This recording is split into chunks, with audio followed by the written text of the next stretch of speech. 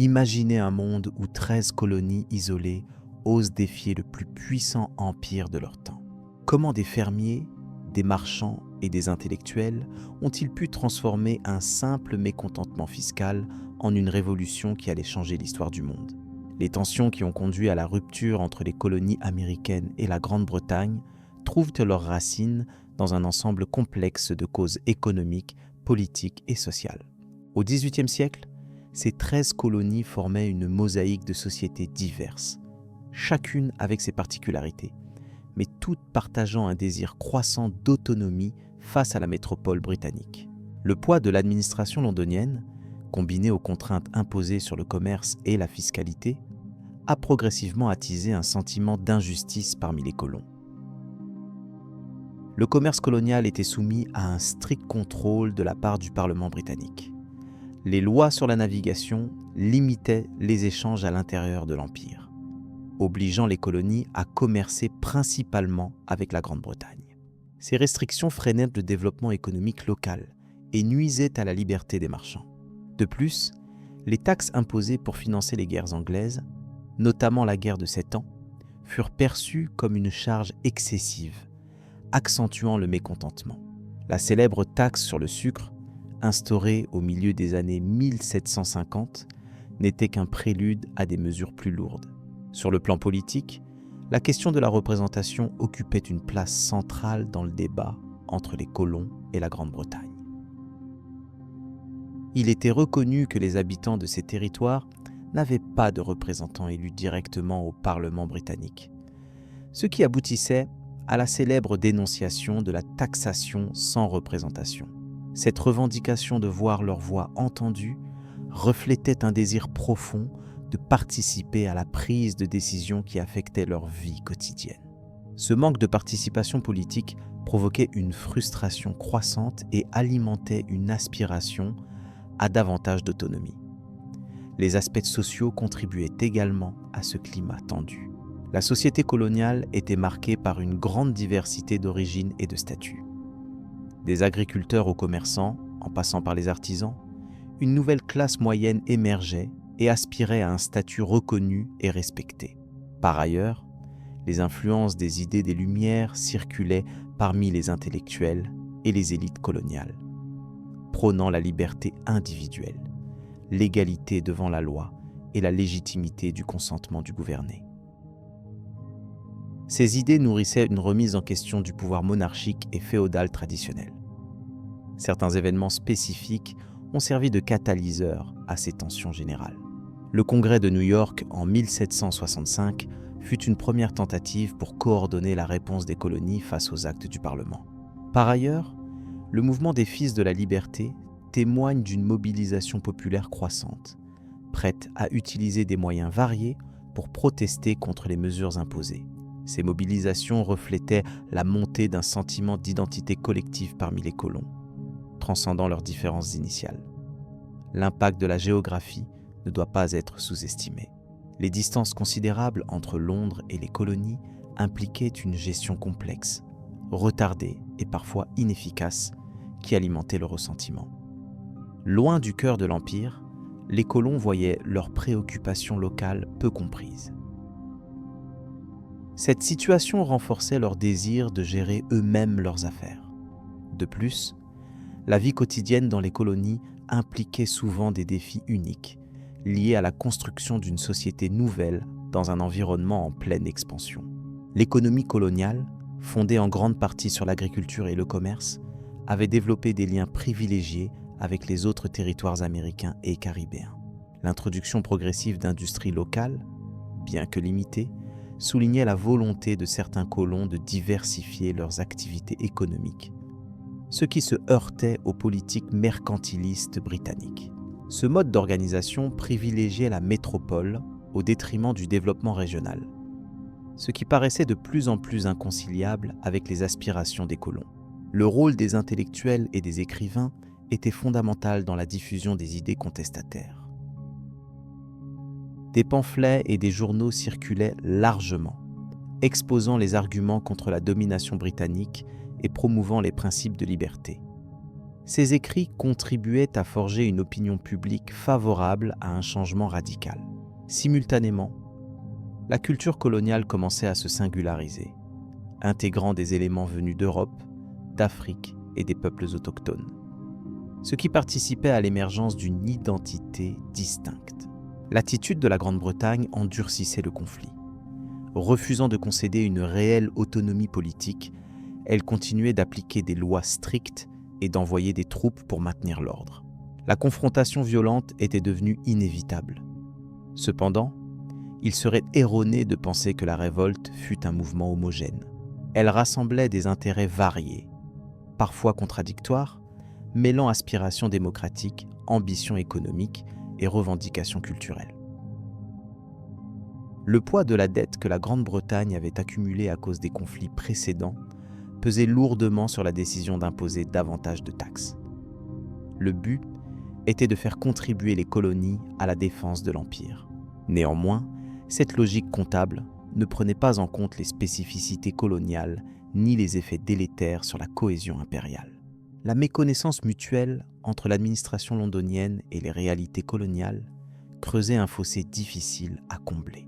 Parmi les épisodes marquants, les Boston Tea Party illustrent la détermination des colons à rejeter les mesures perçues comme inacceptables. Cette action symbolique, consistant à jeter dans le port une cargaison de thé britannique, fut un acte de défi ouvert qui dura dans la mémoire collective comme un signe puissant de résistance. En réponse, le Parlement adopta les lois intolérables, renforçant ainsi la division et précipitant le conflit. L'histoire de la révolte coloniale s'insère dans un contexte mondial de changements profonds. Les luttes pour la souveraineté et l'autonomie des peuples traversaient de nombreux continents. Ainsi, ce soulèvement marque un tournant où la notion même de nation, fondée sur une communauté de citoyens partageant des valeurs et des institutions, commence à se dessiner clairement. C'est dans cette conjoncture que les aspirations des 13 colonies prennent forme. Les processus internes aux colonies participèrent aussi à la mutation. La création d'assemblées locales, la participation croissante des citoyens aux affaires publiques et l'expérience d'autogouvernance partielle constituaient un terrain favorable à l'émancipation. En même temps, il conviendrait de ne pas oublier les contradictions et les exclusions qui existaient, notamment concernant la condition des esclaves et des populations autochtones. Ces tensions internes constituèrent une dimension supplémentaire à prendre en compte. Dans cette dynamique, l'idée d'indépendance cessa d'être une utopie pour devenir une perspective plausible. La déclaration d'indépendance formulée quelques années plus tard n'était pas le fruit d'une décision soudaine, mais l'aboutissement de longues années de réflexion, de débats et de confrontation. Ce chemin fut ponctué par des moments cruciaux, des compromis et des ruptures qui façonnèrent le projet de la nouvelle nation. Il est important de considérer que cette révolte ne s'inscrit pas seulement dans une opposition franco-britannique directe. Elle engageait aussi une lutte pour la reconnaissance des droits individuels et collectifs au sein d'un empire en pleine transformation mondiale. La montée des valeurs libérales, influencée par les philosophes européens, apporta un cadre intellectuel essentiel pour cette évolution. L'évolution démographique joua également un rôle. La croissance rapide des populations dans les colonies, due à l'immigration et à la natalité, accentuait la pression sur les terres exploitables et les ressources. Cette expansion territoriale favorisait le sentiment d'un destin propre, séparé de l'ancienne mère patrie. Elle alimentait aussi des conflits avec les peuples autochtones, lesquels représentaient une réalité complexe dans l'équation coloniale. En conclusion, les causes de la rupture entre les colonies américaines et la Grande-Bretagne résultent d'une combinaison de facteurs interdépendants. Les aspects économiques, politiques et sociaux se sont croisés pour engendrer une dynamique irréversible. L'histoire du processus menant à la naissance des États-Unis révèle ainsi la complexité des relations impériales et la profondeur des aspirations humaines à la liberté et à l'autodétermination. Cette compréhension invite à poursuivre l'exploration des événements qui ont suivi, marquant le début de la guerre d'indépendance. La marche vers la Révolution au cours du milieu du XVIIIe siècle, les 13 colonies britanniques d'Amérique du Nord commençaient à ressentir un profond mal-être face à la politique de la couronne britannique. Ces territoires, colonisés depuis plusieurs décennies, avaient développé une identité propre, fondée sur des valeurs de liberté, d'autonomie locale et de droits acquis par leurs assemblées élues. Pourtant, la métropole imposait des mesures fiscales et législatives qui soulevaient peu à peu l'opposition des colons, créant un climat propice à la remise en cause des liens politiques et économiques.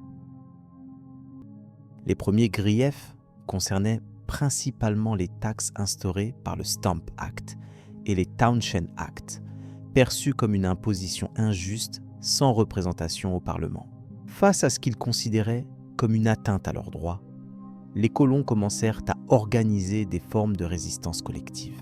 La résistance prit des formes variées, mêlant boycott des produits britanniques, pétitions adressées au roi et au Parlement, ainsi que rassemblements publics destinés à fédérer la population autour de leurs revendications. Ces actions furent orchestrées par des groupes tels que les Sons of Liberty, dont les membres s'efforçaient de préserver un esprit d'unité tout en agissant fermement contre les décisions jugées oppressives. Ce mouvement ne se limita pas aux grandes villes portuaires, mais s'étendit également dans les zones rurales, traduisant une contestation générale à l'échelle des colonies. L'organisation permettait aussi d'échanger des informations et de coordonner des actions, donnant peu à peu naissance à une conscience collective transcendant les particularismes locaux. Parallèlement, les représentants des différentes colonies comprirent l'importance de se réunir pour élaborer une stratégie commune face à la politique britannique. Ainsi, le premier congrès continental se tint à Philadelphie à l'automne de l'année 1765. Cette assemblée rassemblait des délégués venus de tous les territoires concernés, décidés à poser les bases d'une résistance organisée et légitime. Les discussions furent marquées par un équilibre délicat entre le désir d'affirmer des droits et la prudence face à un conflit ouvert. Le Congrès adopta plusieurs mesures dont la formation de milices coloniales pour garantir la sécurité locale, tout en envoyant des pétitions au roi afin de réclamer la reconnaissance de leurs droits et de dénoncer les excès du Parlement. Cette période de tension croissante vit également l'émergence de textes fondamentaux, exprimant les principes sur lesquels se fondait la contestation. Parmi ceux-ci, les résolutions de Virginie et les appels à la liberté inscrivaient dans le débat public la défense des libertés civiles et la condamnation des monopoles économiques imposés par Londres. Ces documents permettaient d'établir un cadre politique clair, servant à justifier les revendications tout en mobilisant l'opinion tant coloniale qu'internationale. La circulation de ces écrits fut facilitée par un réseau d'imprimeries contribuant à diffuser rapidement les idées nouvelles et à renforcer la cohésion des insurgés. À mesure que l'année 1765 avançait, les escarmouches entre milices coloniales et soldats britanniques se multiplièrent, notamment dans les régions où la présence militaire était plus marquée. Ces confrontations, souvent localisées, révélèrent cependant une détermination croissante de la part des habitants à défendre leurs droits par des moyens parfois violents. L'attitude de l'armée royale, oscillant entre répression et mesure, ne parvint pas à calmer les esprits, ce qui contribua à renforcer le sentiment d'une impasse politique. En parallèle, les autorités britanniques durcirent les contrôles, ce qui nourrissait l'amertume et la méfiance des populations vis-à-vis de tout compromis possible. L'année 1776 marque un tournant décisif. Le deuxième congrès continental, rassemblé à nouveau à Philadelphie, décida de prendre un engagement plus affirmé en faveur de l'indépendance. Cette assemblée supervisa la formation d'une armée unifiée sous le commandement de George Washington, personnalité dont le leadership allait s'imposer au fil des combats. Le Congrès se chargea également de la rédaction d'une déclaration qui explicitait les motifs de la rupture avec la métropole. Ce document, riche de concepts sur la souveraineté populaire et l'égalité des hommes, devint un texte fondateur, marquant la naissance politique d'une nouvelle nation. Son adoption fut un acte de défiance solennel, ouvrant une période de guerre ouverte. L'empreinte des événements précédents s'inscrivait déjà dans la culture et les traditions coloniales. Les valeurs d'égalité juridique, d'autonomie locale et de liberté économique que les colons défendaient avaient des racines profondes, héritées de théories politiques européennes, mais aussi de pratiques communautaires spécifiques au nouveau. Continent, les institutions mises en place depuis plusieurs décennies témoignaient d'une volonté d'autogouvernement qui s'opposait à l'idée d'une domination centralisée. Ces éléments rendaient d'autant plus difficile la réconciliation avec la couronne britannique, dont les tentatives de contrôle étaient ressenties comme insupportables. Dans ces circonstances, la région tout entière se transforma en un vaste théâtre d'affrontements majeurs et d'expériences politiques inédites. Les habitants se voyaient désormais engagés dans un processus radical, où l'issue des combats semblait incertaine, mais où la nécessité d'une action collective s'imposait. Chaque décision prise dans les assemblées ou sur les champs de bataille portait le poids d'un projet commun, celui de fonder un État nouveau, qui allierait principes démocratiques et souveraineté populaire. Cette dynamique, bien que fragile, posa les jalons d'une nation dont la trajectoire allait profondément influencer l'histoire mondiale. Le déroulement des hostilités fut marqué par des batailles emblématiques, auxquelles s'ajoutèrent des décisions stratégiques cruciales. Les engagements militaires, l'organisation des troupes et le soutien des populations locales créèrent un contexte complexe, mais aussi porteur d'espoir. Les victoires comme les revers contribuèrent à forger le caractère d'un peuple rassemblé autour de valeurs partagées. Ce processus prit du temps, mais il permit d'affirmer la légitimité d'un combat mené non seulement pour la liberté, mais aussi pour la construction d'un ordre politique pérenne. La construction institutionnelle ne tarda pas à se confronter aux défis du terrain. Les leaders politiques durent concilier les aspirations diverses des colonies, maintenir la discipline militaire et gérer les ressources limitées dans un cadre globalement instable.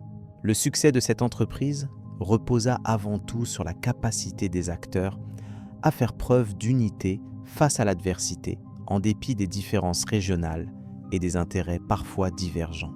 La mise en place d'un système fédéral émergea ainsi progressivement, combinant le respect des particularismes avec la nécessité d'un pouvoir central renforcé. Les idées qui circulaient alors autour de concepts tels que la souveraineté populaire, la séparation des pouvoirs et l'état de droit ouvrirent la voie à une réflexion approfondie sur la nature du gouvernement. Ces notions, parfois reprises de philosophes éclairés, trouvèrent une application concrète dans la rédaction des premiers documents constitutionnels.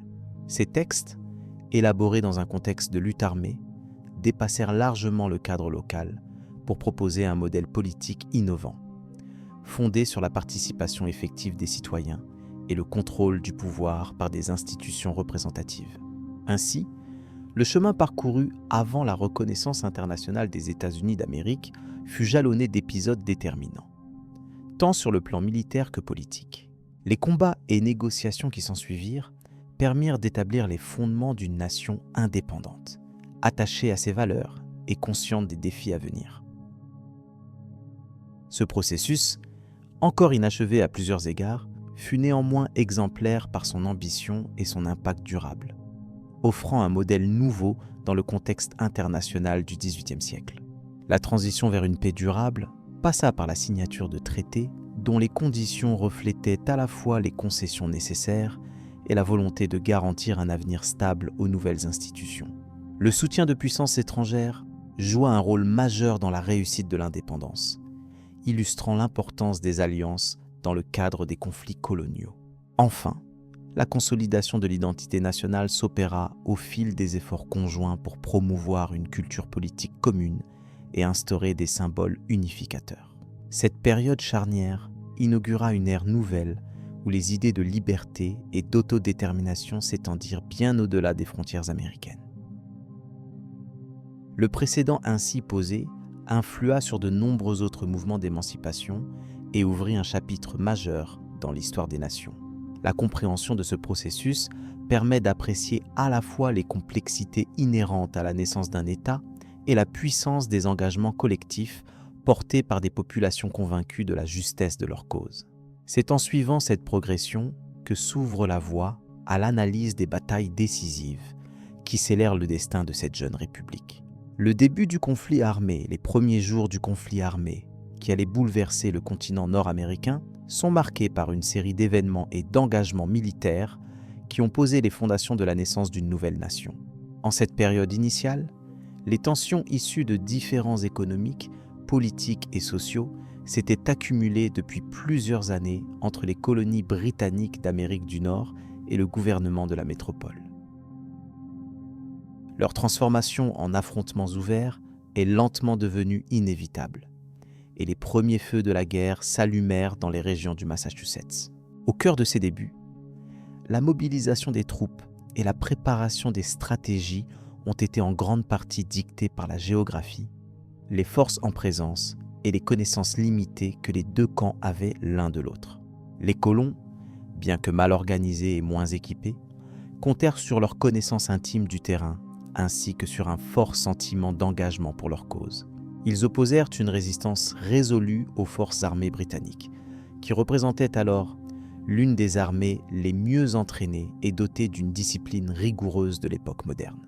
Les premiers affrontements majeurs prirent place à Lexington et Concord, deux petites localités du Massachusetts, où une tentative des troupes britanniques pour saisir des armes stockées par les insurgés fut accueillie par une résistance inattendue. Cette confrontation, qui s'était initialement limitée à des échanges sporadiques de tirs, eut pour effet d'enflammer un sentiment d'unité parmi les différentes colonies. L'importance de ces escarmouches dépasse largement leur étendue géographique ou le nombre de combattants impliqués. Elles symbolisèrent le passage d'une opposition politique à une lutte armée engagée. Au fur et à mesure de l'escalade des combats, les deux camps durent adapter leurs approches. Les forces britanniques, sous-estimant au départ la détermination des insurgés, ne purent empêcher la formation de milices robustes et la mise en place d'une coordination plus efficace entre elles. De leur côté, les patriotes ne visèrent pas seulement une défense passive de leur territoire, mais cherchèrent également à prendre l'initiative, adoptant progressivement des tactiques de guérilla qui exploitèrent leur maîtrise du terrain. Cette évolution stratégique fut cruciale durant les premiers mois du conflit.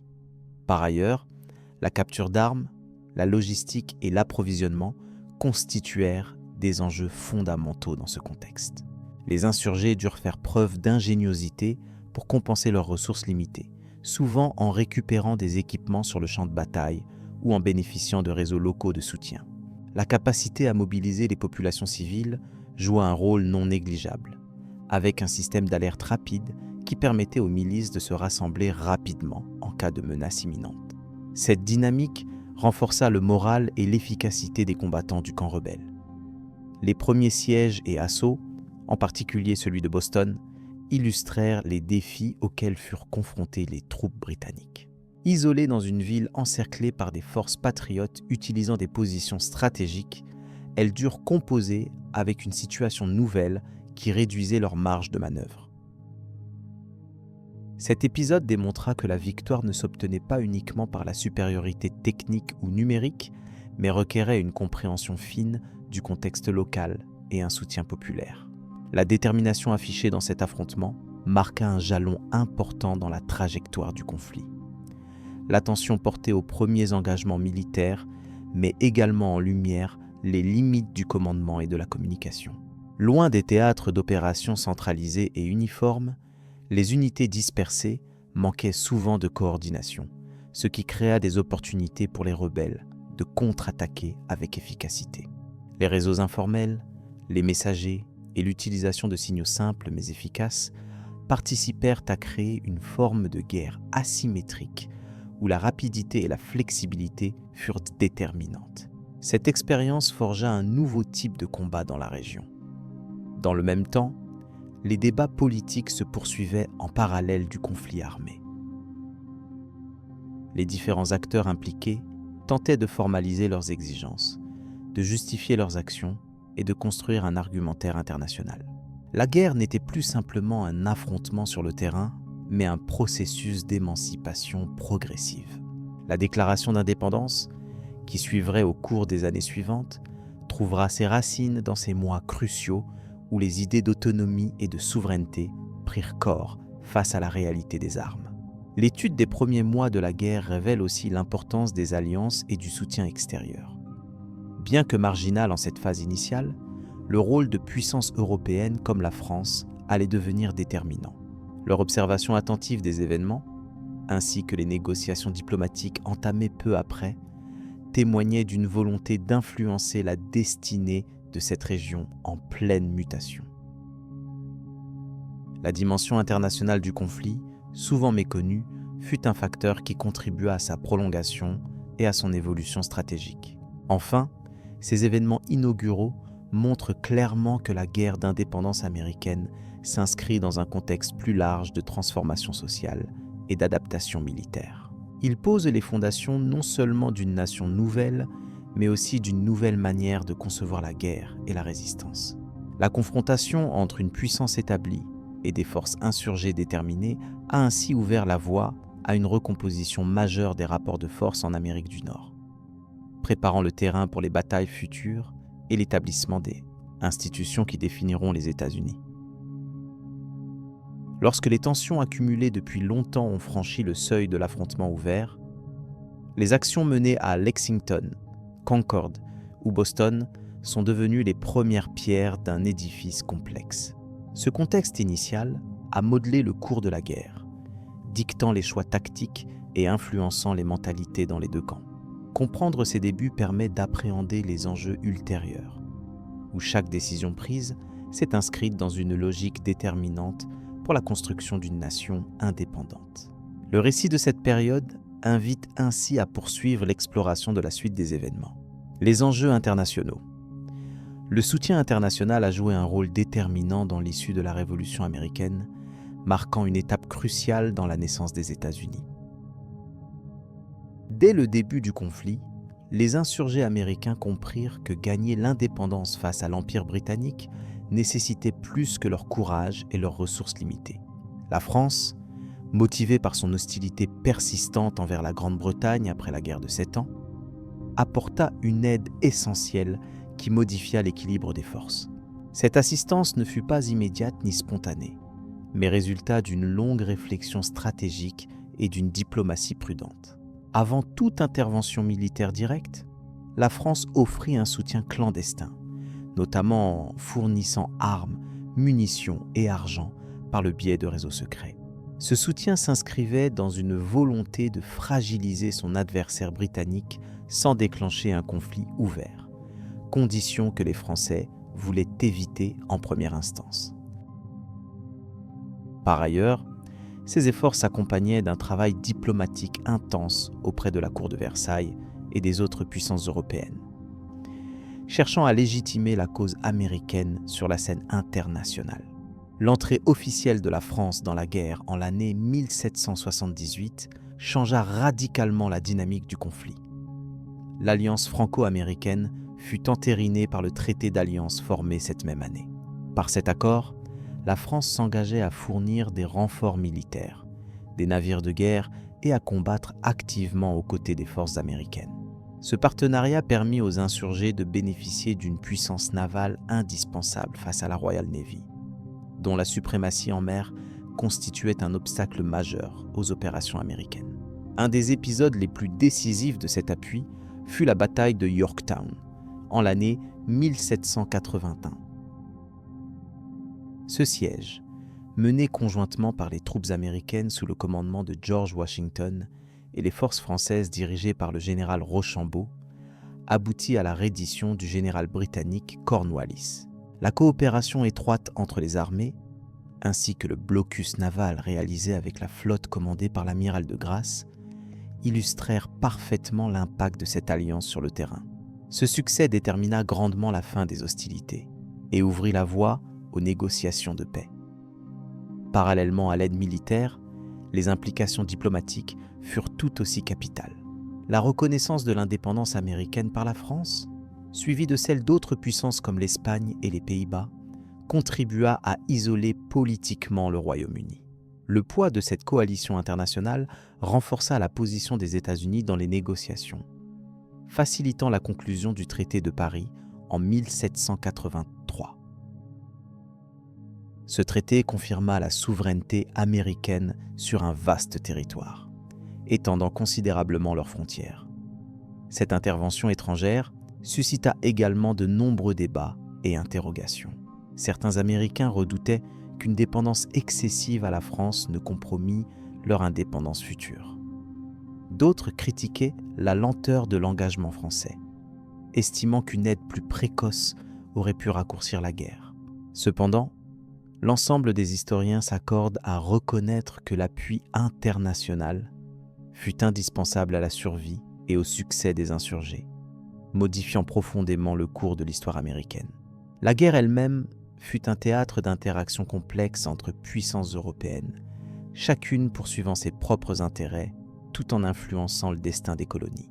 L'Espagne, alliée de la France, lança des offensives contre l'Empire britannique en Floride et sur la frontière du Mississippi, affaiblissant encore la capacité britannique à concentrer ses forces.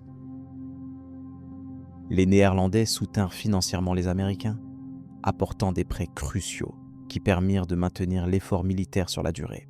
Cette solidarité européenne illustra la perception collective que la Révolution américaine représentait un enjeu géopolitique majeur.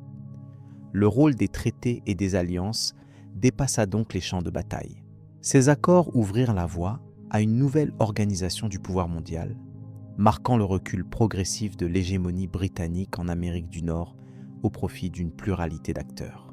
Les conséquences de cette redistribution des influences se firent ressentir bien au-delà de la guerre, posant les bases des relations internationales modernes.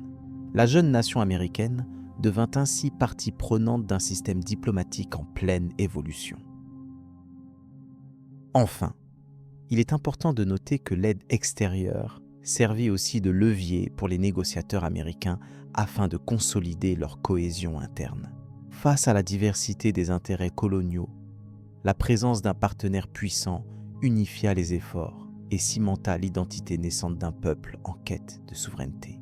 Ce facteur permit de dépasser des dissensions internes parfois profondes et d'organiser une résistance plus efficace contre l'Empire britannique. La dimension internationale renforça ainsi aussi l'aspect politique de la Révolution. Avec le départ des troupes britanniques à la suite de la signature de la paix, les États-Unis pouvaient envisager leur avenir sous un angle nouveau. Le succès de leur lutte ne fut pas uniquement le fruit de leurs propres efforts, mais le produit d'une conjoncture géopolitique complexe. La France et ses alliés avaient contribué à l'émergence de la première grande nation issue des colonies britanniques, marquant une rupture majeure dans l'histoire coloniale et impériale. Cette évolution préparait la scène pour les défis futurs de la jeune République. Au terme de cette période, un nouvel ordre mondial semblait prendre forme, reposant sur des principes d'équilibre des puissances et d'interdépendance. Les leçons tirées de cette expérience influencèrent durablement la diplomatie américaine ainsi que ses conceptions stratégiques. La Révolution américaine, par son caractère international, fit apparaître les États-Unis non seulement comme un acteur interne, mais aussi comme un participant actif de la scène mondiale. Ainsi s'ouvre l'étape suivante de leur histoire nationale, la formation d'une nouvelle identité américaine. La formation des 13 colonies américaines en une nation unie et distincte représente un processus complexe qui s'est étalé sur plusieurs années. Ce processus n'a pas seulement été motivé par le désir d'indépendance vis-à-vis de la métropole britannique, mais aussi par l'émergence d'une conscience collective, partagée, fondée sur des expériences communes, des aspirations politiques renouvelées et un sentiment croissant d'appartenance à un ensemble nouveau. L'éveil de cette identité américaine s'inscrit donc dans un contexte historique marqué par des événements majeurs, des luttes partagées et une série de transformations sociales et politiques profondes.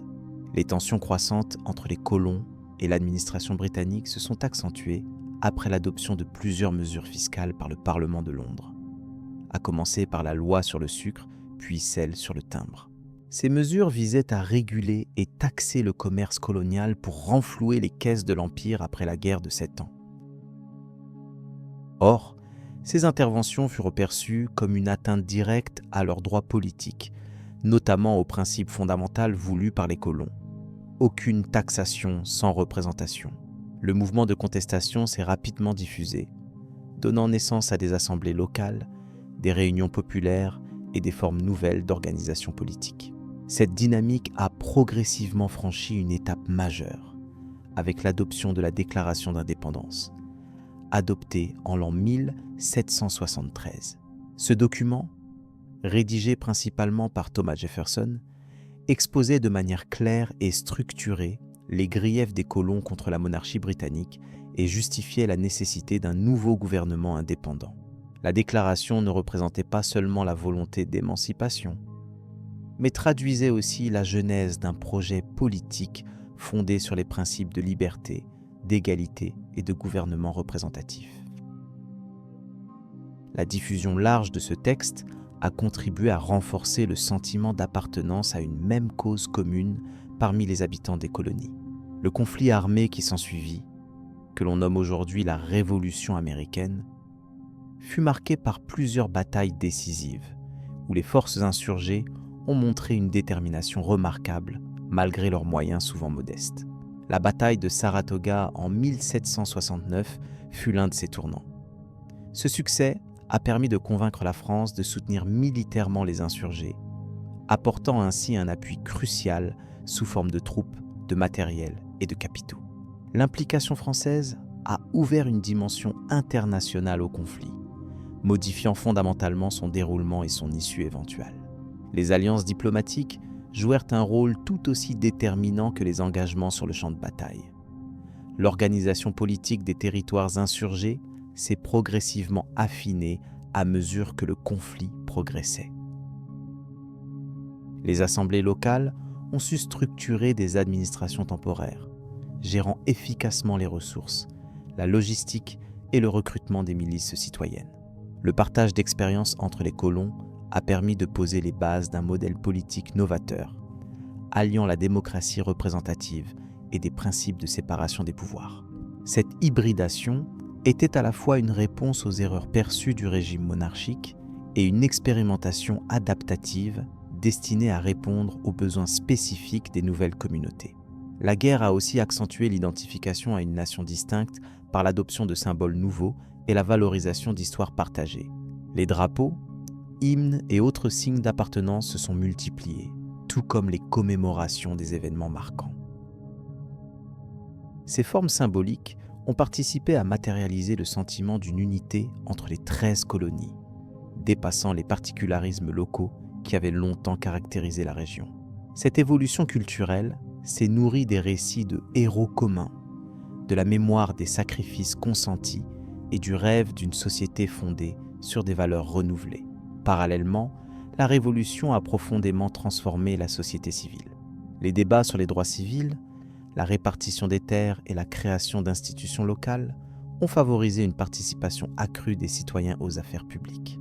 L'idée d'une souveraineté populaire s'est imposée progressivement, même si elle restait limitée à une partie de la population.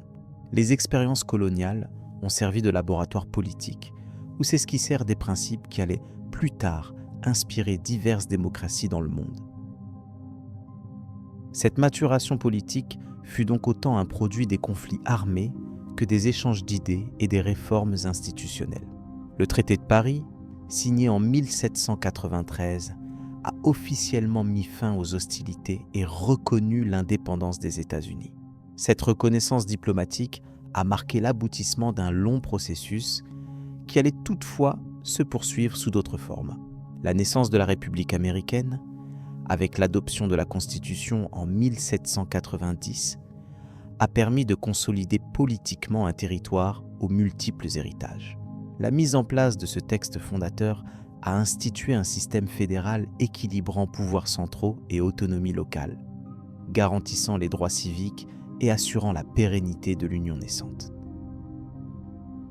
Le chemin parcouru symbolise une mutation profonde, celle d'anciennes colonies fragmentées en une entité politique unifiée et consciente de son identité. La Révolution américaine ne fut pas seulement une rupture avec l'Angleterre, mais la construction progressive d'une nouveauté. Ce nouvel ensemble adopta une posture originale, mêlant héritage européen et innovation propre, affirmant ainsi une identité américaine à la fois distinctive et ouverte sur le monde.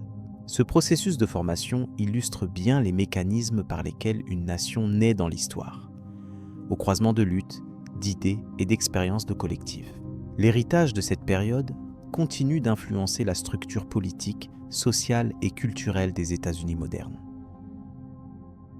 En effet, les valeurs mises en avant lors de la Révolution, telles que la liberté, la justice et l'égalité, sont devenues des fondations revendiquées bien au-delà des frontières nord-américaines. L'émergence de cette conscience nationale a aussi donné naissance à une narration partagée, dont les contours et les symboles contribuent encore aujourd'hui à forger le sentiment d'appartenance d'une population diverse et dynamique. Cette phase de formation identitaire, marquée par la convergence d'expériences multiples, se poursuivit donc après la fin officielle du conflit, par des débats constitutionnels, des ajustements institutionnels et l'expansion territoriale. Le sentiment d'une nation en devenir s'enracina ainsi au fur et à mesure des défis politiques, des conflits internes et des réussites collectives. La Révolution américaine demeure un exemple éloquent de la capacité d'un groupe humain à s'inventer, à travers l'épreuve et la réflexion, une nouvelle incarnation politique durable. À travers ce récit, il apparaît clairement que l'indépendance politique n'était qu'un jalon dans une démarche plus vaste d'autodétermination et de construction identitaire. Le déploiement de ces dynamiques offre une compréhension approfondie de la naissance d'un État moderne à partir d'éléments hétérogènes rassemblés par la volonté commune. Ces processus invitent à repenser la notion même de nation, non comme une donnée naturelle, mais comme le fruit d'une histoire active et collective. C'est dans cette continuité que se dessine le futur, au-delà des simples faits militaires et diplomatiques déjà évoqués. La transition vers la consolidation de la jeune République s'est donc appuyée sur l'expérience acquise pendant la guerre et les premières années d'indépendance. Les débats entamés sur la nature du pouvoir, le rôle des citoyens et les limites des autorités publiques alimentent toujours la vie politique et démocratique. Cette réflexion continue illustre à la fois la richesse et la complexité d'une nation que la Révolution a fait naître, et dont les fondements restent vivaces. Ce mouvement historique constitue ainsi le socle solide sur lequel reposent les États-Unis contemporains, prêts à relever de nouveaux défis. Les grandes batailles décisives. Les affrontements majeurs de la guerre d'indépendance américaine ont marqué des tournants décisifs dans le cours du conflit et dans la construction de la nouvelle nation. Parmi ces batailles, deux se distinguent par leur impact stratégique et symbolique, Saratoga et Yorktown. Ces affrontements n'ont pas seulement modifié le rapport de force sur le terrain, ils ont aussi influencé profondément le moral des troupes et des populations civiles, ainsi que la reconnaissance internationale des colonies rebelles. En septembre 1770, la bataille de Saratoga a offert une victoire cruciale aux forces américaines dirigées par le général Horatio Gates. Cette bataille, divisée en deux engagements majeurs, a stoppé l'avancée britannique commandée par le général John Burgoyne, qui souhaitait isoler la Nouvelle-Angleterre du reste des colonies. La capacité des troupes américaines à résister et à contre-attaquer a démontré leur détermination et leur habileté tactique, changeant la perception qu'avaient alors les alliés potentiels des insurgés. La défaite anglaise à Saratoga a eu des conséquences diplomatiques majeures. Elle a convaincu la France de s'engager ouvertement aux côtés des rebelles, apportant une aide militaire et financière considérable. L'entrée de la France dans le conflit a modifié l'équilibre des forces, contraignant l'Angleterre à répartir ses troupes sur plusieurs fronts et affaiblissant sa présence en Amérique. Ce soutien international a renforcé le moral américain et consolidé l'espoir d'une victoire définitive. Après plusieurs années de combat, la bataille de Yorktown, en octobre 1781, s'est avérée être le point culminant du conflit. Le général George Washington, à la tête des forces continentales, a su coordonner ses actions avec l'amiral français de Grasse. Ensemble, ils ont encerclé l'armée britannique commandée par le général Cornwallis, qui s'est retrouvé enfermé dans une position intenable. L'assaut final a conduit à la reddition de l'armée anglaise, marquant la fin effective des hostilités majeures sur le sol américain. Cette victoire à Yorktown a symbolisé l'aboutissement des efforts américains pour obtenir leur indépendance. La capitulation britannique a porté un coup décisif à la volonté de Londres de poursuivre la guerre avec vigueur, précipitant ainsi l'ouverture de négociations diplomatiques. Pour les combattants américains, cet événement a représenté la récompense de longues années de sacrifices et d'incertitudes. Tandis que pour les populations civiles, il a suscité un immense soulagement et une confiance renouvelée dans l'avenir. Les grandes batailles, telles que Saratoga et Yorktown, ont façonné non seulement le cadre militaire de la guerre, mais également la dynamique politique et sociale de l'époque. Le courage déployé sur le champ de bataille s'est reflété dans la solidification des institutions naissantes et dans la reconnaissance progressive des droits à l'autodétermination. Ces engagements ont démontré qu'une coalition diverse, mobilisant des milices locales et recevant un appui étranger, pouvait renverser la puissance d'un empire établi. Au-delà des démonstrations de force, ces affrontements ont aussi révélé la complexité des alliances et des stratégies. L'alliance franco-américaine n'était pas simplement un accord militaire. Elle incarnait un partage d'intérêts et de valeurs qui allait au-delà du conflit immédiat. Le succès obtenu grâce à cette coopération a établi un précédent durable dans les relations internationales, incarnant l'importance de la diplomatie et de la collaboration pour accomplir des objectifs communs. L'examen de ces batailles permet aussi de comprendre l'évolution des tactiques militaires de l'époque. Des troupes souvent non professionnelles ont appris à manœuvrer en fonction des terrains, des conditions météorologiques et des informations disponibles, rivalisant en ruse et en endurance avec des forces professionnelles aguerries. Ces prescriptions stratégiques, alliées à un engagement populaire, ont été déterminantes pour la naissance d'une nation fondée sur des principes renouvelés. Les conséquences sociales de ces victoires dépassaient la sphère militaire.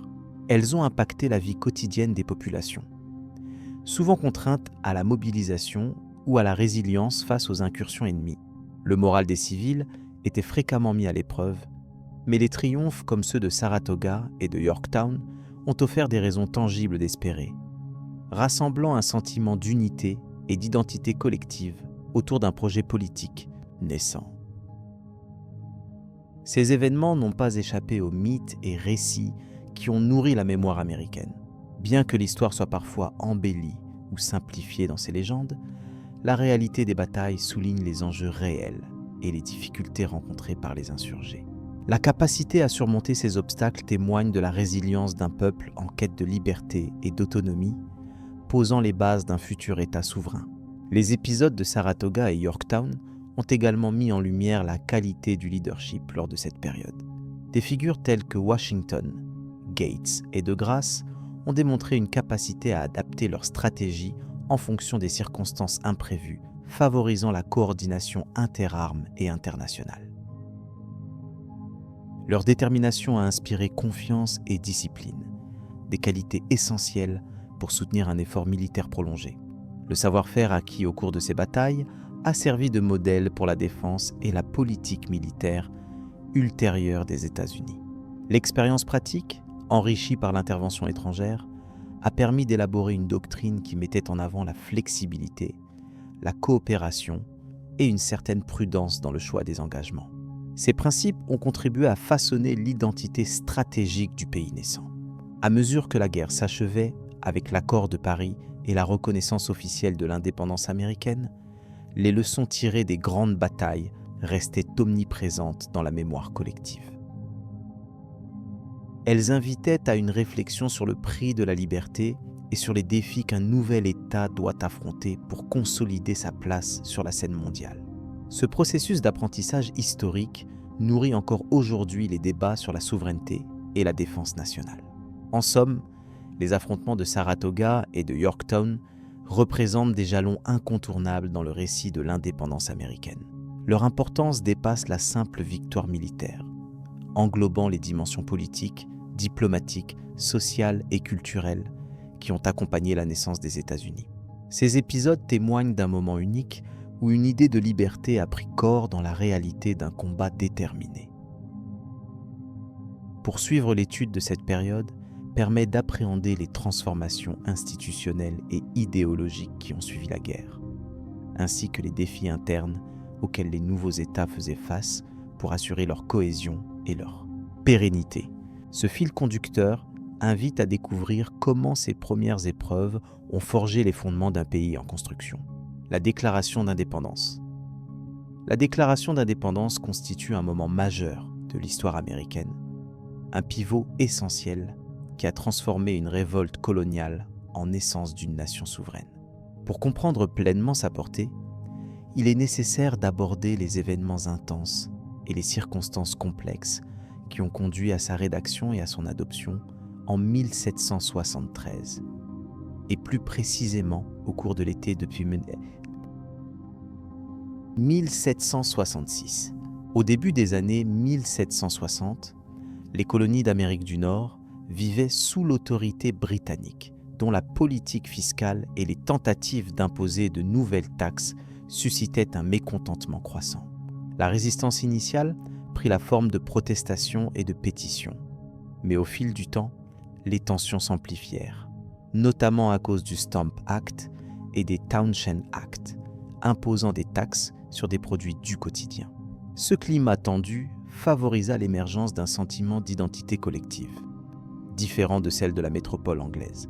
La guerre ouverte éclata véritablement avec les affrontements de Lexington et Concord au printemps de 1770, amorçant une lutte armée dont l'issue n'était alors pas assurée. Pendant 2 années, les combats se succédèrent dans une incertitude stratégique, alternant entre victoires inattendues et défaites lourdes. Il était clair cependant que la relation entre les colonies et le Royaume-Uni ne pourrait plus être restaurée sur la base de la coopération antérieure.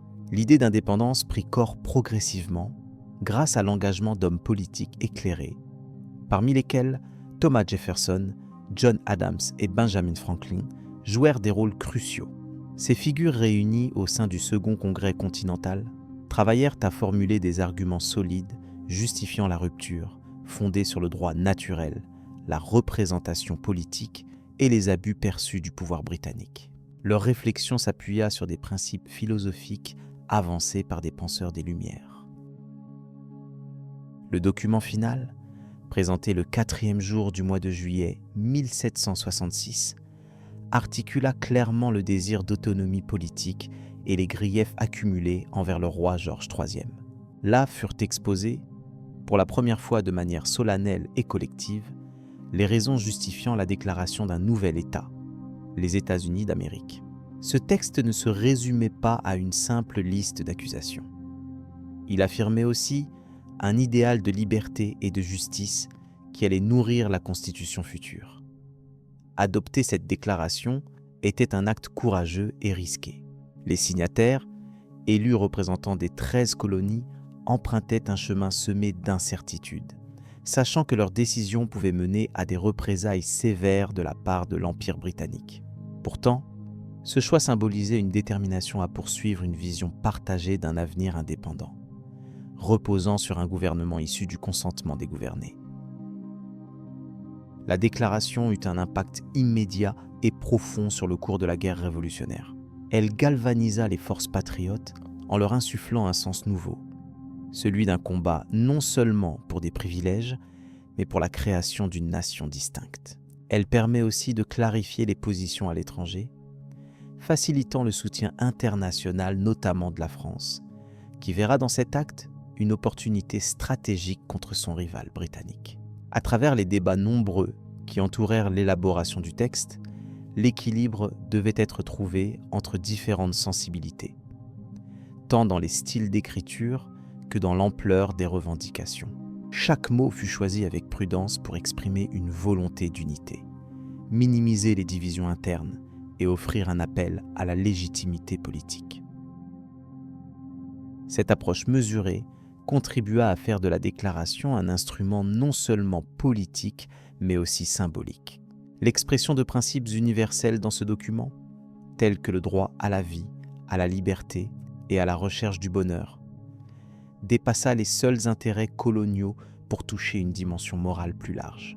Bien que certaines contradictions subsistent, Notamment en ce qui concerne les questions d'esclavage, cette vision inspira de nombreux mouvements démocratiques par la suite, conférant à la Déclaration un statut iconique dans l'histoire mondiale. La rédaction ayant été confiée principalement à Thomas Jefferson, sa plume habile traduisit clairement la volonté de légitimation politique fondée sur la rupture définitive avec la métropole. La contribution des autres membres, tels que John Hancock et Benjamin Franklin, apporta les nuances nécessaires pour renforcer la portée collective, rendant ce texte le fruit d'une collaboration consciente et réfléchie. Une fois adoptée, la déclaration fut diffusée largement par des copies imprimées, devenant un emblème pour tous ceux qui partageaient l'idée d'une Amérique libre. Son rôle dépassa d'ailleurs les frontières continentales, suscitant des débats philosophiques et politiques qui résonnèrent en Europe et dans d'autres régions d'outre-mer. Elle contribue à modifier les perceptions sur les droits des peuples et la souveraineté. La symbolique de la déclaration d'indépendance prit rapidement une importance historique centrale. Sa célébration annuelle commença à forger un sentiment national fort, suscitant une mémoire collective autour du combat pour la liberté et l'autonomie. Ainsi, elle devint non seulement un document juridique, mais aussi un facteur d'unité sociale dans les années difficiles du conflit. Dans la poursuite de la guerre, cette déclaration servit de repère moral et politique. Elle soutint la détermination des troupes engagées, donnant un sens plus profond aux batailles dont certaines prirent une dimension stratégique décisive, comme celle de Saratoga et de Yorktown. Ces victoires furent autant de preuves de la validité des aspirations exprimées dans le texte. Enfin, la déclaration d'indépendance incarna une rupture irréversible avec l'ordre colonial ancien, marquant la fin de la domination impériale directe sur le territoire et l'émergence d'une entité nouvelle. Sa lecture continue révèle la complexité du moment historique, les compromis nécessaires et le courage politique des acteurs impliqués, faisant de ce texte un fondement durable de la nation américaine. Ce récit, centré sur la naissance de ce document fondateur, prépare le terrain pour explorer les conséquences immédiates de l'indépendance proclamée et comprendre comment les États-Unis consolidèrent leur position face aux défis internes et externes, pour devenir la République que l'histoire connaît aujourd'hui. La diplomatie et la négociation de la paix. La conclusion de la guerre d'indépendance américaine trouve son origine dans un processus complexe de négociation qui se sont déroulés dans un contexte diplomatique tendu. Depuis la signature de la Déclaration d'indépendance en 1773, le conflit avait évolué au-delà d'une simple querelle coloniale, impliquant progressivement des puissances européennes cherchant à redéfinir leurs intérêts, territoriaux et politiques. Ces négociations furent donc empreintes de concessions délicates et d'enjeux stratégiques majeurs. Les représentants des 13 colonies, parmi lesquelles figuraient des figures telles que Benjamin Franklin, John Adams et John Jay, abordèrent les pourparlers armés d'expériences diverses, mais avec une volonté commune d'assurer la reconnaissance internationale de la nouvelle nation. Leur mission fut rendue ardue par la nécessité de parvenir à un accord qui serait acceptable à la fois pour le Royaume de Grande-Bretagne et pour ses alliés européens, surtout la France, dont le rôle dans le conflit fut décisif. Par ailleurs, la diplomatie américaine devait négocier des conditions favorables à long terme, non seulement sur le plan territorial, mais aussi en matière commerciale et politique. Le traité de Paris, signé en 1783, fut le résultat concret de ces négociations. Les Britanniques acceptèrent de reconnaître officiellement la souveraineté des États-Unis jusqu'au fleuve Mississippi à l'ouest, marquant ainsi une reconnaissance sans précédent. En échange, les insurgés acceptèrent de ne pas persécuter les loyalistes et de régler les dettes contractées avant la guerre. Ces concessions réciproques furent indispensables pour préserver une paix durable. Par ailleurs, la France et l'Espagne, alliées aux insurgés, négocièrent elles aussi leurs propres conditions, notamment la restauration de leurs possessions territoriales et l'amélioration de leur position en Amérique. Il est important de souligner que les négociations furent parfois marquées par des tensions entre les anciens alliés. Par exemple, Les États-Unis négocièrent directement avec les Britanniques en marge des accords de Versailles, ce qui suscita quelques méfiances de la part des Français. Cette démarche pragmatique visait avant tout à préserver les intérêts américains sans être liée aux exigences des puissances européennes, démontrant ainsi l'ambition d'autonomie diplomatique dès les premiers instants de la nation. Les enjeux économiques jouèrent également un rôle central. La question des droits de pêche au large de Terre-Neuve et des îles Saint-Pierre et Miquelon fut âprement débattue, car les ressources maritimes constituaient un levier important pour la prospérité des colonies désormais indépendantes. De même, le contrôle des voies fluviales intérieures fut une priorité, car elles représentaient des axes stratégiques pour le commerce et la communication entre les territoires. Le traité ne se limita pas à des considérations territoriales et économiques. Il s'agissait aussi de définir des principes juridiques et politiques nouveaux, posant les bases de l'État américain. La reconnaissance du droit des États-Unis à établir leur propre gouvernement, à conclure des traités internationaux et à gérer leurs affaires internes constituait un changement fondamental par rapport à la domination coloniale précédente. Ces accords posèrent ainsi le fondement de la souveraineté nationale et d'une diplomatie autonome. Dans le même temps, les négociations prirent en compte la complexité des populations présentes dans les territoires concernés. Les questions relatives aux droits des peuples autochtones furent malheureusement peu abordées, ce qui laissa place à de futurs conflits. De même, l'esclavage, institution profondément ancrée dans certaines colonies, ne fut pas remis en question lors des accords, malgré son rôle controversé dans la société américaine naissante. Par ailleurs, la fin de la guerre signa le début d'une nouvelle ère pour les États-Unis, qui durent désormais relever le défi de former une union solide. La paix établie grâce au traité de Paris offrait un cadre propice à la construction d'institutions durables, mais ne présageait pas l'absence de tensions internes. Les premières années de la jeune République furent ainsi marquées par des débats intenses autour de la répartition des pouvoirs, de la représentation des citoyens et de la définition des libertés individuelles. La diplomatie américaine se trouva également confrontée à la nécessité de tisser des relations avec d'autres puissances, notamment les Pays-Bas et la Suède, ainsi qu'à gérer les conséquences géopolitiques du conflit européen plus large. Les alliances nouées pendant la guerre devaient désormais être réévaluées dans un contexte de paix, avec des priorités parfois divergentes entre anciens partenaires. Il convient enfin de rappeler que la guerre d'indépendance fut un exemple précoce de la manière dont la diplomatie et la négociation pouvaient transformer un conflit armé en une solution politique durable. La gestion des intérêts contradictoires avec pragmatisme et patience permit d'éviter une reprise des hostilités à grande échelle. Ce processus démontra l'importance des compromis et du respect des engagements internationaux pour construire une paix fondée sur la confiance mutuelle.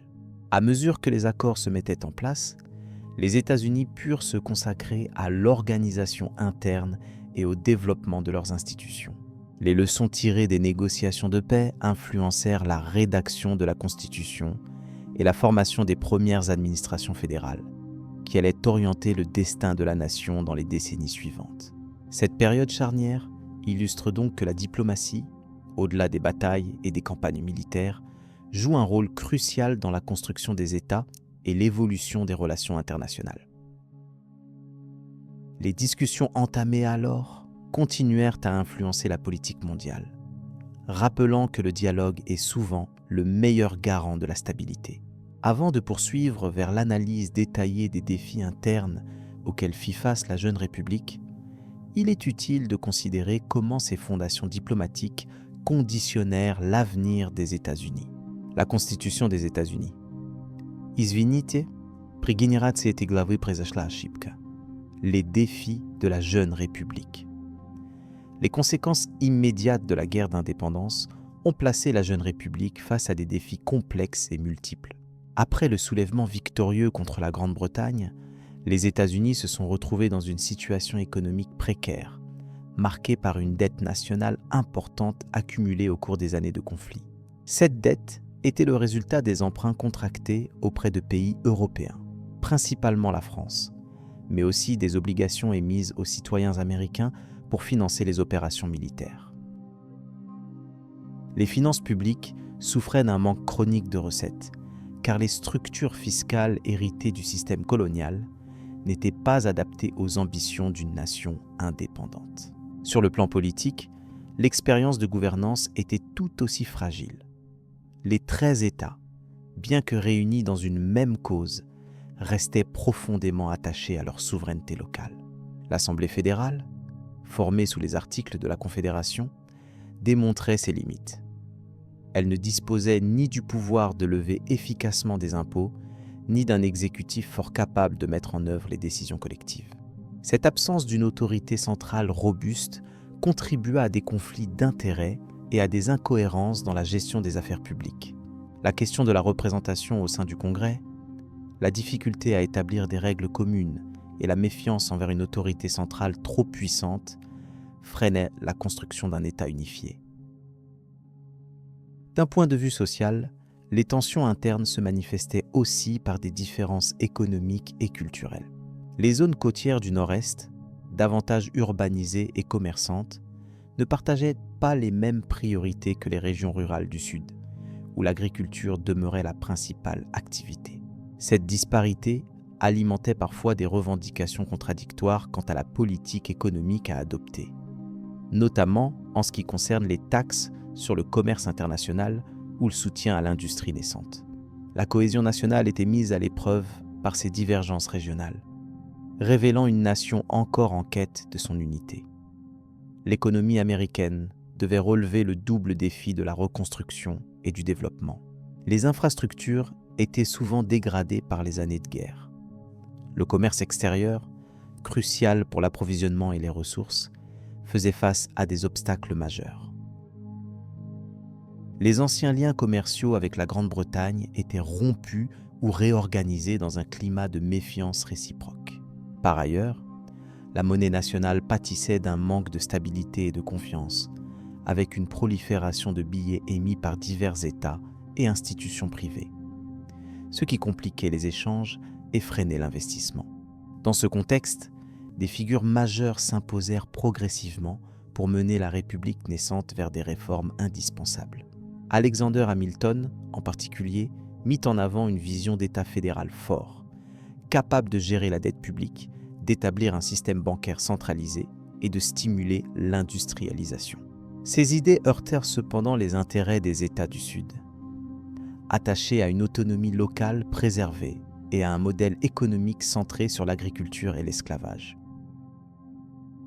Ces divergences illustrèrent les tensions profondes inhérentes à la naissance d'une nation aux multiples visages.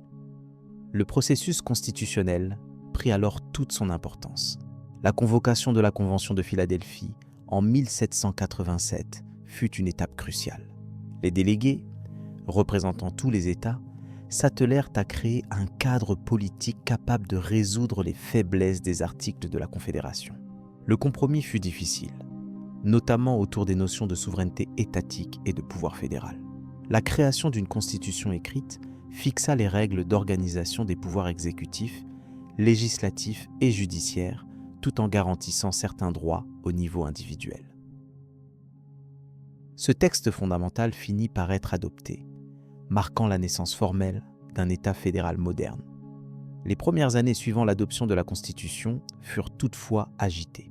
La division entre fédéralistes, partisans d'un gouvernement central fort, et républicains démocrates, défenseurs des droits des États et de la démocratie locale, structura le paysage politique naissant.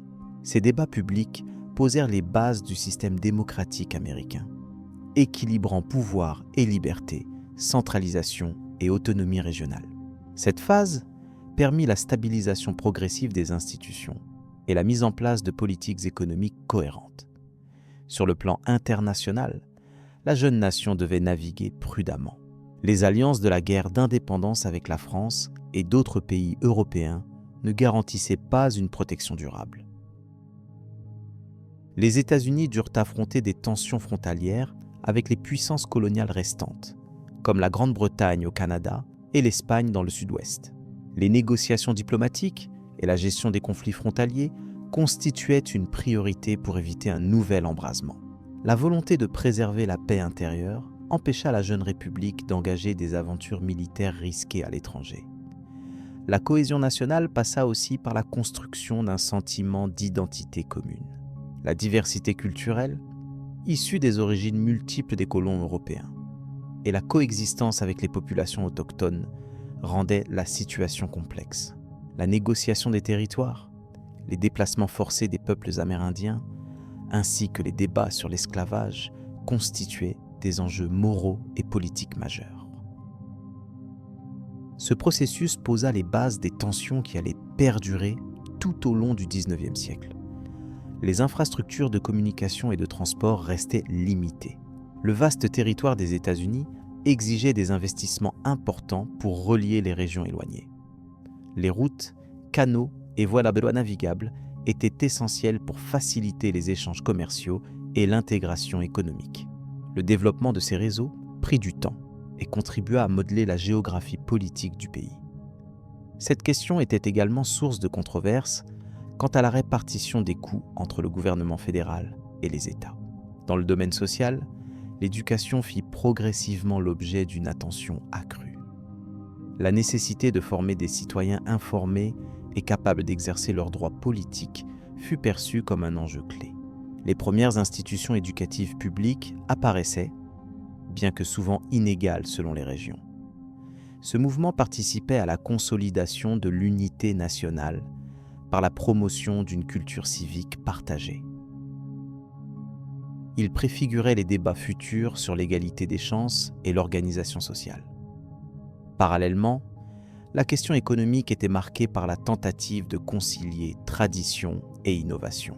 L'économie agricole, longtemps prédominante, côtoyait une industrie naissante encouragée par des politiques étatiques. L'exportation de tabac, de coton et de céréales demeurait cruciale, mais les circuits commerciaux évoluaient sous l'impulsion de l'industrialisation et du commerce international. Cette transition engendrerait des tensions liées aux conditions de travail, à la concentration des richesses et aux différences régionales. Enfin, la culture politique se mit en place, articulant principes démocratiques et pratiques gouvernementales. Le débat sur le rôle du président, sur la liberté de la presse ou encore sur le suffrage illustrait une société en quête de ses repères. La participation politique s'élargit progressivement, même si des restrictions demeuraient sur des groupes sociaux importants. La dynamique démocratique nouée à cette époque allait définir durablement les fondements des institutions américaines. Ainsi, les premières années de la République américaine furent marquées par une combinaison de difficultés économiques, politiques et sociales. Ces défis ne furent pas uniquement des obstacles, mais aussi des occasions pour inventer et affirmer les principes d'un nouvel État. Le chemin vers la stabilité politique et le développement économique s'annonçait long et complexe, porté par la volonté de bâtir une union solide dans un continent encore largement inexploré. Ce contexte préparait le terrain pour les évolutions majeures qui allaient suivre, façonnant l'histoire de la jeune nation américaine. Le mythe fondateur dans la culture américaine. La guerre d'indépendance débute officiellement en 1775, après une série de tensions croissantes entre les colons et la métropole britannique.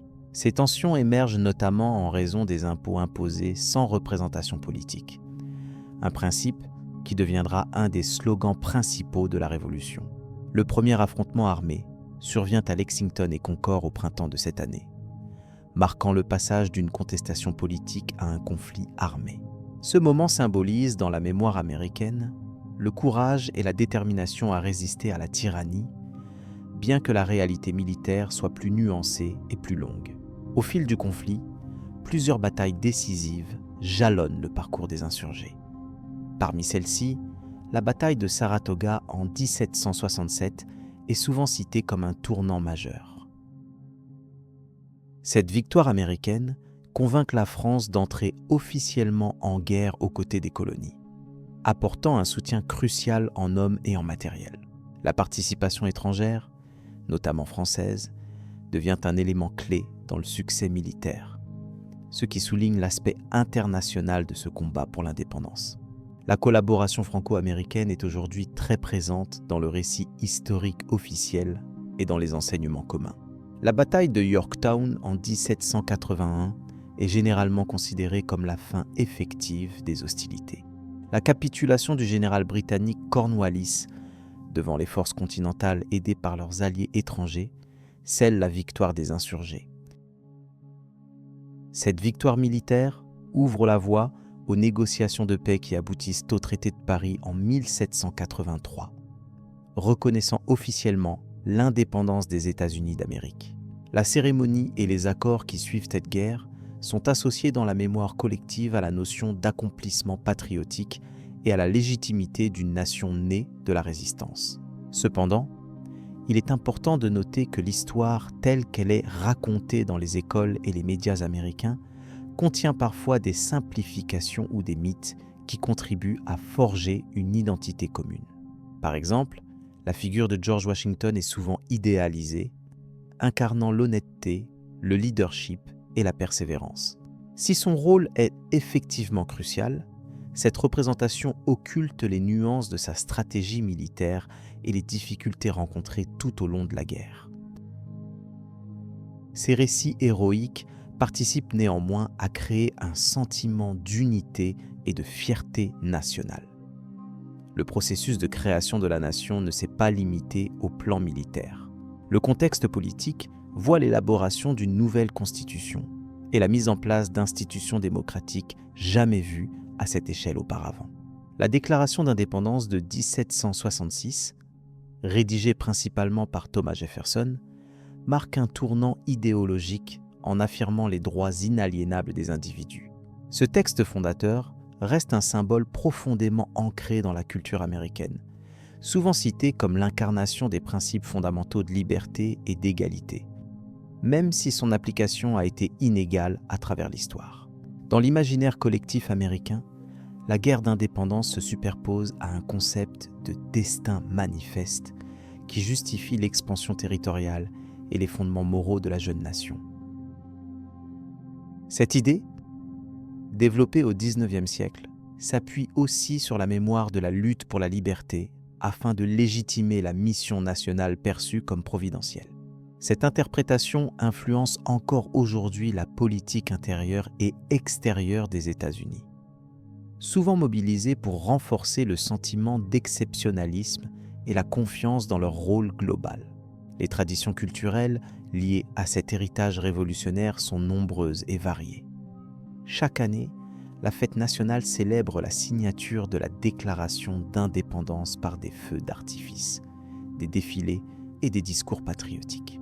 Ces commémorations participent à entretenir un lien vivant avec le passé et à transmettre les valeurs supposées fondatrices de la société américaine. Parallèlement, les écoles enseignent ces épisodes avec un équilibre entre fierté nationale et remise en question critique, même si certaines controverses demeurent sur l'interprétation de ces événements. Il convient également de mentionner que la mémoire de la guerre d'indépendance comporte des zones d'ombre, notamment en ce qui concerne les populations autochtones et les esclaves africains. Le récit national peine souvent à intégrer pleinement leurs expériences et les contradictions de la promesse d'égalité. Cette dimension plus complexe du passé révolutionnaire est progressivement mieux reconnue et discutée, contribuant à enrichir la compréhension collective et à remettre en question certains mythes simplificateurs. Cela reflète une évolution de la société américaine vers une histoire plus pluraliste. Enfin, le rôle des historiens et des médias dans la construction de cette mémoire collective est déterminant.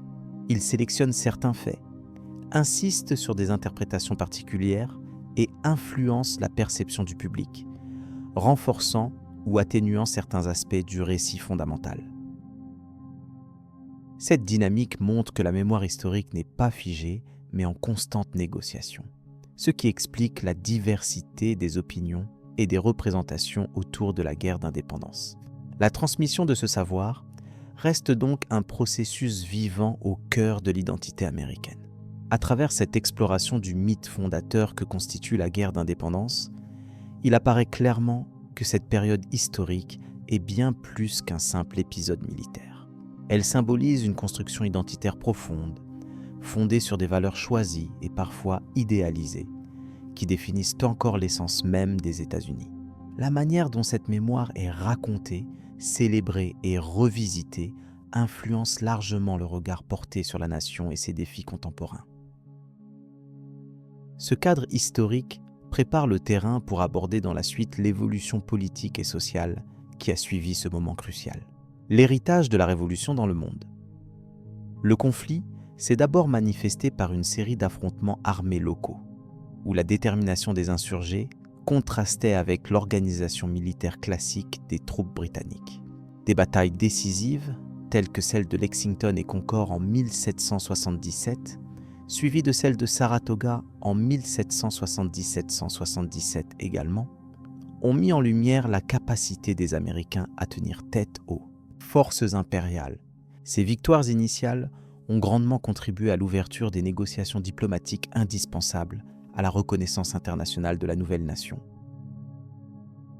Le soutien matériel et stratégique apporté par des puissances européennes telles que la France a également joué un rôle crucial dans la réussite de cette entreprise. Sur le plan idéologique, la Révolution américaine a cristallisé certaines idées qui prendraient de l'ampleur dans les décennies suivantes. La déclaration d'indépendance datée de 4 juillet 1766 proclame des principes qui ont transcendé le contexte strictement américain. Notamment, l'affirmation selon laquelle tous les hommes sont créés égaux et que leurs droits inaliénables incluent la vie, la liberté et la recherche du bonheur, a servi de fondement à de nombreux mouvements pour la démocratie et les droits civiques dans le monde entier. La Constitution adoptée en 1790 et ses amendements ont instauré un système politique solide cherchant à garantir les libertés individuelles tout en établissant un équilibre des pouvoirs au sein du gouvernement fédéral. Le rayonnement de ces idées s'est manifesté bien au-delà des frontières américaines, inspirant des révolutions et des réformes politiques en Europe, en Amérique latine et ailleurs. Par exemple, les révolutions françaises de la fin du XVIIIe siècle ont été, dans une large mesure, influencées par la dynamique américaine, notamment par l'exemple concret d'une révolte couronnée de succès contre une monarchie. En Amérique latine, les luttes pour l'indépendance dans la première moitié du XIXe siècle ont souvent cité la Révolution américaine comme un précédent exemplaire. Le processus de décolonisation dans d'autres continents a aussi cherché à s'appuyer sur ces principes afin de justifier et légitimer leurs propres revendications d'autonomie et de souveraineté. Il convient de souligner que l'histoire de la Révolution américaine n'est pas exempte de contradictions et de défis. La disposition à proclamer l'égalité des hommes coexistait avec la réalité de l'esclavage et des inégalités sociales persistantes. De plus, les droits accordés dans la Constitution ne concernèrent initialement qu'une partie limitée de la population, excluant les femmes et les populations autochtones. Ces aspects ont suscité des débats prolongés ainsi que des luttes internes qui allaient façonner la société américaine dans les décennies suivantes. Malgré ces tensions, le cadre constitutionnel mis en place demeure une référence durable pour les systèmes démocratiques modernes. La guerre d'indépendance a également eu des conséquences économiques importantes. La rupture avec la Grande-Bretagne obligea les États-Unis naissants à développer rapidement leur propre structure commerciale et à diversifier leurs relations économiques. La politique économique post-révolutionnaire a cherché à promouvoir l'industrie locale tout en maintenant des liens commerciaux internationaux, notamment avec la France, l'Espagne et les nations des Caraïbes. Cette dynamique a jeté les bases d'un développement économique autonome qui allait rapidement faire des États-Unis une puissance émergente dans la scène mondiale. D'un point de vue diplomatique, la Révolution a amené une redéfinition des rapports de force. La reconnaissance officielle des États-Unis par la Grande-Bretagne et d'autres puissances s'est accompagnée d'un repositionnement géopolitique. Les alliances, les échanges d'innovations politiques et les migrations ont contribué à la diffusion des idées républicaines et libérales. Ce contexte a également ouvert la voie à des débats philosophiques et juridiques sur la nature de la souveraineté, de la citoyenneté et des droits collectifs qui continuent d'influencer les réflexions contemporaines. La répercussion culturelle de cette révolution a aussi eu un impact profond. Le récit d'un peuple unissant ses forces pour conquérir sa liberté a perduré comme un mythe fondateur, reliant à la fois identité nationale et aspiration universelle. Par ce biais, la Révolution américaine s'est inscrite dans une tradition de lutte pour la dignité humaine, créant un symbole international de résistance contre l'oppression et d'aspiration à la justice. Cette dimension symbolique a favorisé la création de commémorations, de contenus éducatifs et de discours politiques qui alimentent encore aujourd'hui la réflexion sur la démocratie et la citoyenneté. Les institutions nées de cette période fondatrice ont fait preuve d'une capacité d'adaptation remarquable. En dépit des crises politiques, des conflits internes et des tensions sociales, le cadre constitutionnel a permis un équilibre progressif entre centralisation et autonomie régionale. Ce modèle fédéral, innovant à son époque, a servi d'inspiration à plusieurs autres pays et reste un terrain fertile d'analyse pour la science politique. Sa capacité à intégrer des principes démocratiques tout en tenant compte des spécificités locales témoigne de la richesse et de la complexité de l'héritage américain. Le bilan global de cette révolution doit donc être envisagé dans une perspective à la fois historique et contemporaine. L'affirmation de l'indépendance américaine a non seulement redéfini les contours d'un territoire, mais aussi inauguré une nouvelle ère politique, marquée par l'émergence des idées démocratiques comme moteur de changement. Ce moment historique a ainsi créé un point de référence pour les mouvements sociaux ultérieurs cherchant à promouvoir la liberté, l'égalité et la justice. Il est important de reconnaître que ce processus s'inscrit dans une dynamique mondiale, où chaque avancée suscite des réactions et des adaptations. Il n'est pas rare que certains mythes fassent obstacle à une compréhension nuancée de cette période. Par exemple, l'image du héros solitaire dominant la totalité des événements occulte souvent la contribution collective de nombreuses personnes aux enjeux militaires, politiques et sociaux. De même, la vision simplifiée d'un conflit blanc contre rouge ignore les alliances complexes avec diverses populations autochtones et la diversité des acteurs impliqués. Comprendre cette complexité est essentiel pour saisir la véritable portée du phénomène révolutionnaire.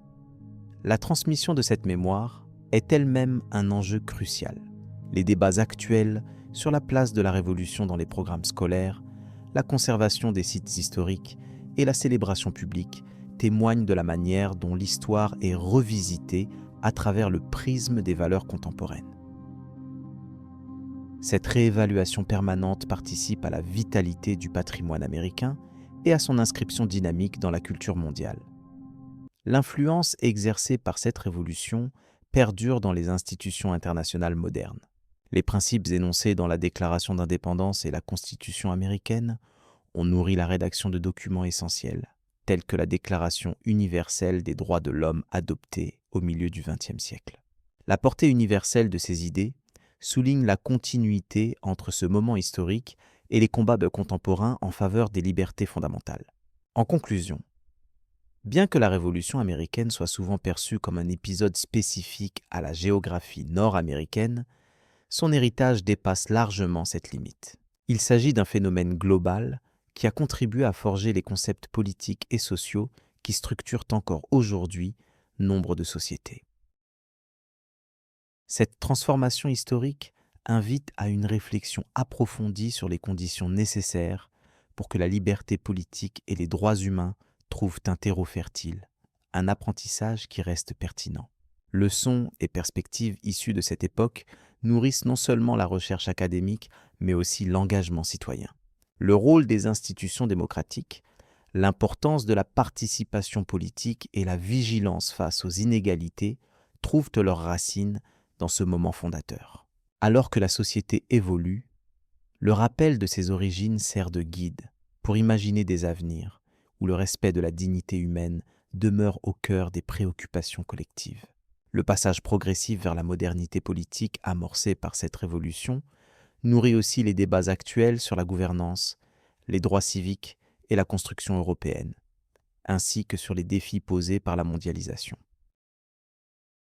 Ainsi se manifeste la pérennité et la complexité de cette expérience historique, dont l'écho se propage bien au-delà des siècles et des continents.